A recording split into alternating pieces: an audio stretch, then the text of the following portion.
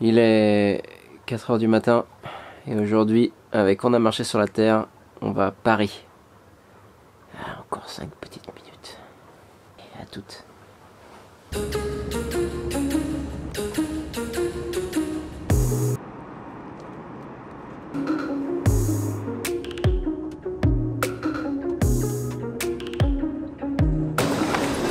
Bienvenue à Paris.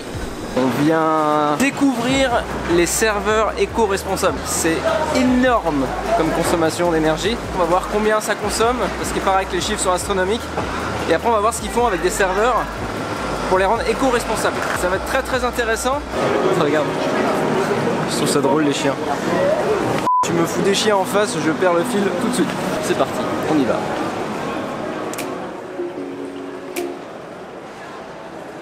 On est perdu. Pas du tout. Si, on est perdu, on va mourir. On est à Paris, c'est tellement grand, on va mourir. Fab est en mission. Il n'est pas dans son élément naturel. Il y a de l'herbe. Il y a de l'herbe, il y a de la nature. On est à Paris, il y a de la nature. Là, c'est mon affût.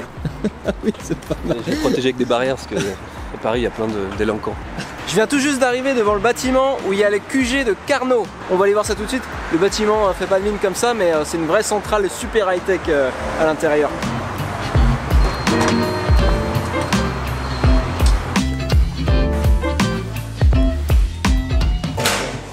Salut! Salut Benjamin.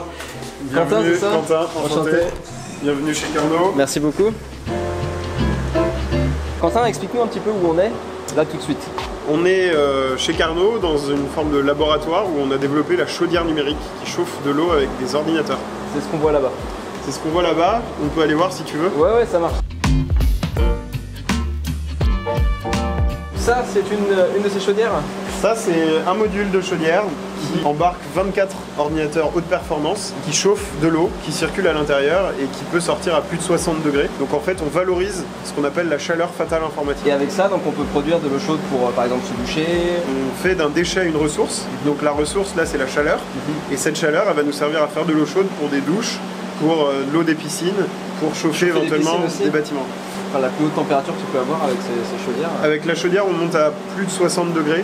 Ouais. Ce qui est déjà pas mal. Je m'imagine mal prendre une douche à 60 degrés. Non, 60 degrés c'est un peu beaucoup, mais il y a des règles notamment sanitaires avec la légionellose, et donc là on passe un peu au-dessus des seuils. D'accord. Et en termes sanitaires c'est intéressant. D'accord. Le cœur de la chaudière c'est en fait tout ça, là ce qu'on voit ici, ce sont des ordinateurs. Et en fait à l'intérieur de ces ordinateurs on a des plaques pour dissiper la chaleur, et l'eau circule à l'intérieur, donc elle passe ici, elle repasse là, ici, et elle sort par les tuyaux en haut à plus de 60 degrés. En fonction de la consigne de chaleur qu'on veut pour l'eau, on envoie plus ou moins de calculs qui font monter en fréquence les ordinateurs plus ou moins haut, et donc la chaleur dégagée est plus ou moins haute suivant le besoin qu'on a au départ. D'accord.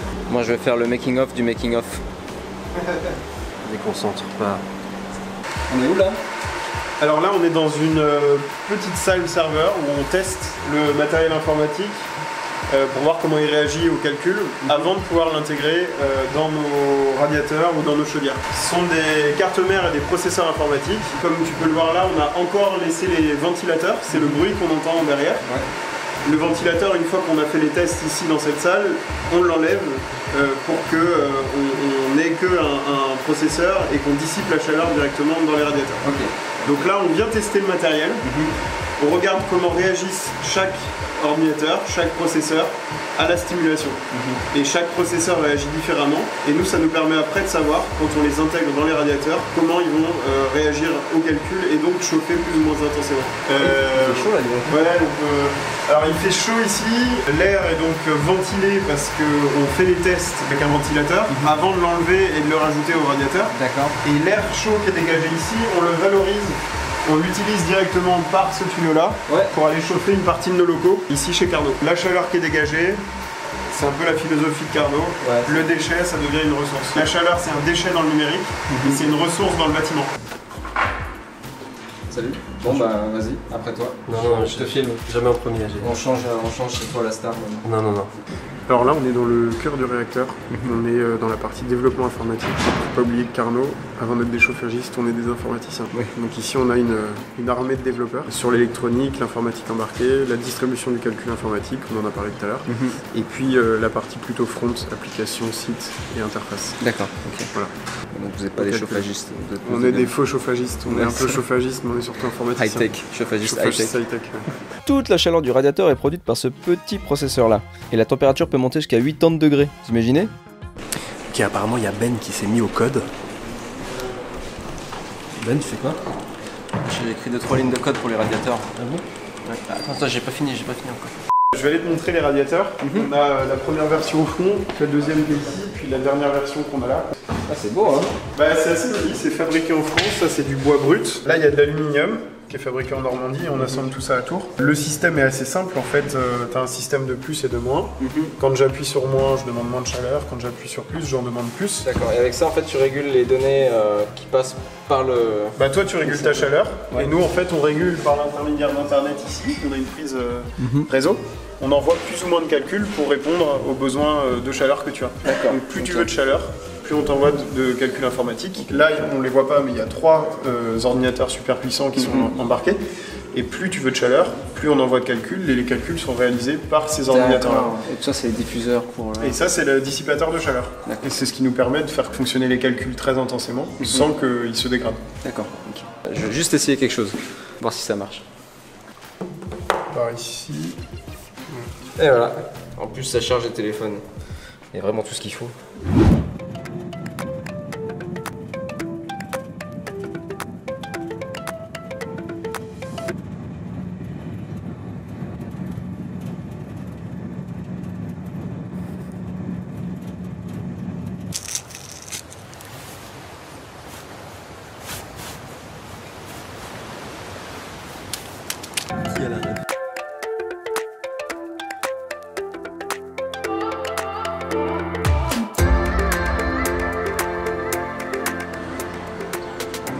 On arrive au bâtiment qui a été entièrement équipé avec ces radiateurs. Il y a des bureaux, c'est des logements sociaux aussi. Par contre, il y a un code. Je vais devoir hacker le système. Alors, ok. Regardez pas. La porte est ouverte. Ça y est. Pratique ce téléphone. Merde. Je crois que je vais devoir hacker l'ascenseur. Bonsoir. Bonsoir.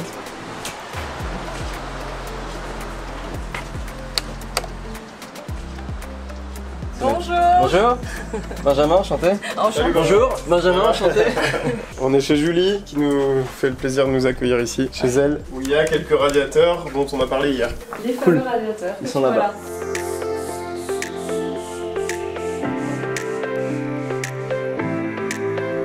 Ah là déjà il y en a un autre là-bas, vous en avez combien ici? 6. 6, d'accord. Ouais. Il y en a 3 dans le salon et 1 dans chaque chambre. D'accord. Voilà. Vous en êtes satisfaite de oui. de ces radiateurs? Oui, très satisfaite. Non seulement la chaleur est douce, on peut poser les mains dessus, donc il n'y a aucun danger pour les enfants. On peut régler très facilement, aussi bien avec le doigt comme ça qu'avec une application. Donc même si on n'est pas chez soi, on peut gérer la température à distance. Ouais, ouais. Comment vous faites en été?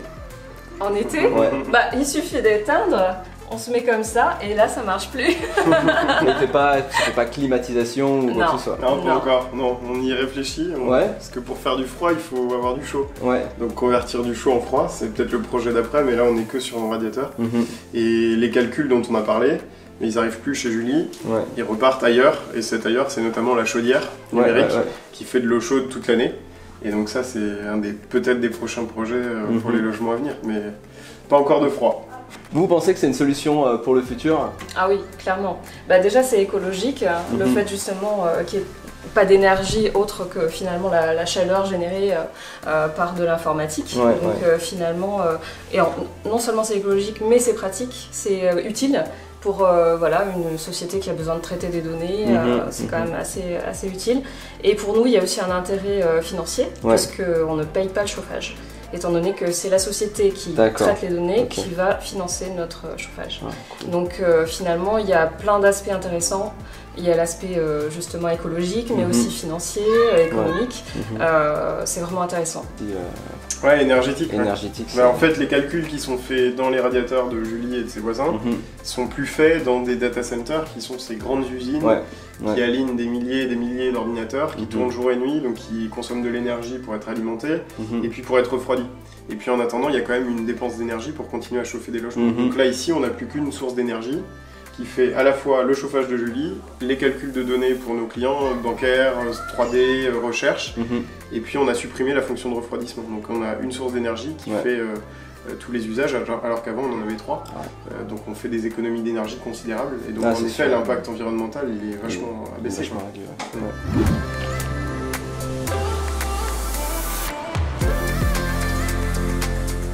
Je vous fais un petit débrief de retour en Suisse. Je suis actuellement dans la salle de montage. Carnot a développé une très belle alternative à la consommation des serveurs. Ce qui va être intéressant maintenant, c'est de voir comment ça va évoluer sur le long terme. Après, j'imagine que c'est très difficile de trouver toujours les solutions parfaites pour lutter contre le réchauffement climatique. Mais au moins, c'est un petit pas. Voilà, on avance, on y va gentiment. Mais en tout cas, c'est un exemple à suivre. Donc j'espère qu'il y aura d'autres sociétés qui développeront des projets comme celui-là. Pas forcément le même, mais d'autres projets qui puissent vraiment lutter contre le réchauffement climatique. C'était une vidéo un peu moins divertissante, mais au moins j'espère que vous aurez appris des trucs. Moi, en attendant, je vais me mettre au montage parce que là, il y a du boulot. A plus tout le monde. Oula, gros flair.